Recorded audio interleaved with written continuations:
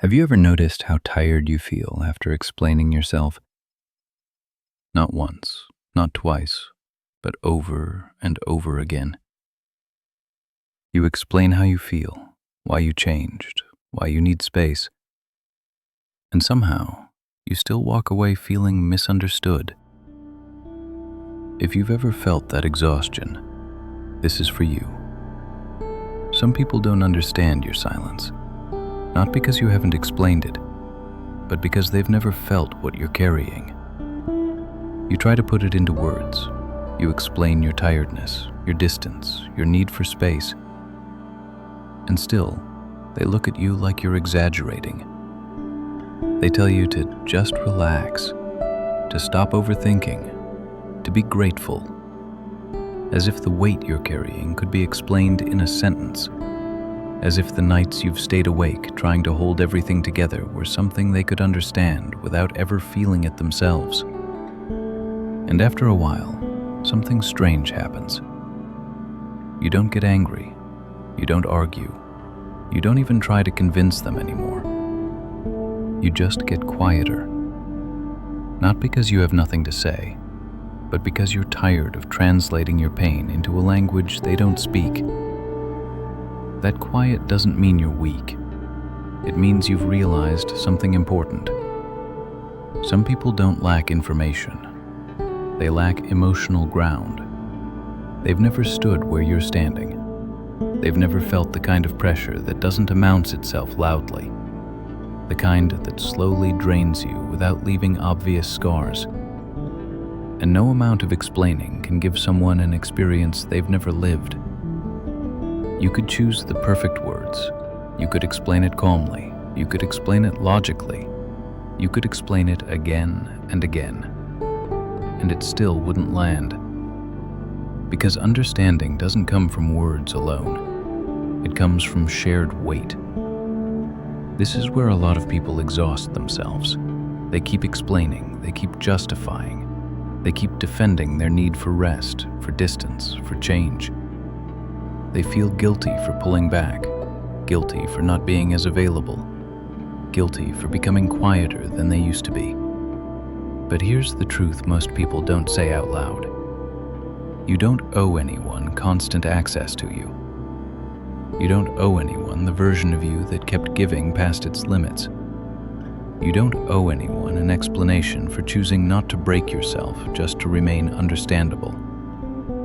Some people only miss you when you stop carrying what they never noticed. And that realization can feel heavy, because part of you still wants to be understood, still wants to be seen, still hopes that maybe one day they'll finally get it. But another part of you is learning something quieter, that peace doesn't always come from being understood. Sometimes it comes from no longer trying to be. There's a quiet relief that comes when you stop trying to make everyone understand you. Not because you've given up on connection, but because you've stopped forcing it where it was never going to grow.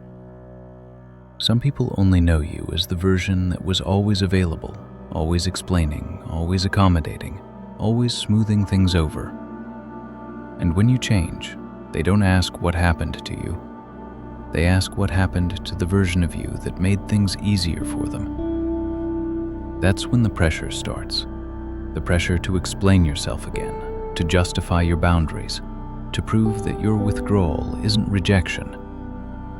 But constantly explaining yourself doesn't always lead to understanding. Sometimes it just teaches people that your limits are negotiable. And that's exhausting, because every explanation asks you to reopen something you're still trying to heal from. It asks you to relive the tiredness, to translate the weight, to make it palatable for someone who isn't carrying it with you. And slowly, you begin to realize something important.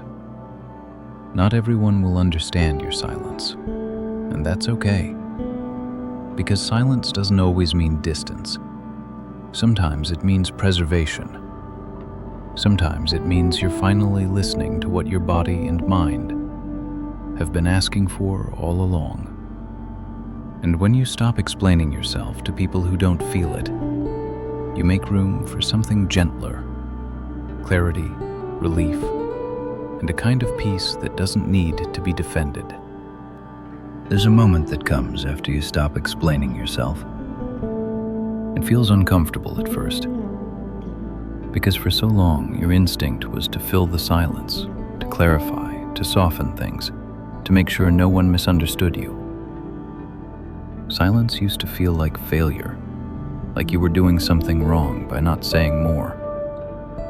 But over time, that silence starts to change. It becomes less about distance and more about honesty. You stop rehearsing explanations in your head. You stop anticipating questions you no longer feel obligated to answer. You begin to notice how much energy was going into being understood by people who weren't really listening. And in that space, something softer appears. You start hearing yourself again. What you need, what you can handle, what you're no longer willing to carry. This doesn't make you cold, it doesn't make you distant, and it doesn't mean you don't care. It means you're learning that understanding isn't something you can force. Some people will only understand you when they're ready to feel what you've felt. And some people may never get there. That's not a failure on your part. That's simply reality. You're allowed to choose peace over being perfectly understood. You're allowed to let people misunderstand you if the cost of explaining is your well-being. You're allowed to change without announcing every reason why. Not everyone needs a detailed explanation of your growth. And the people who truly care won't demand one. They'll feel the difference without needing it translated. So if you're in a season where you're quieter than before, if you're pulling back, protecting your energy, and choosing your words more carefully, you're not becoming less. You're becoming more honest with what you can give.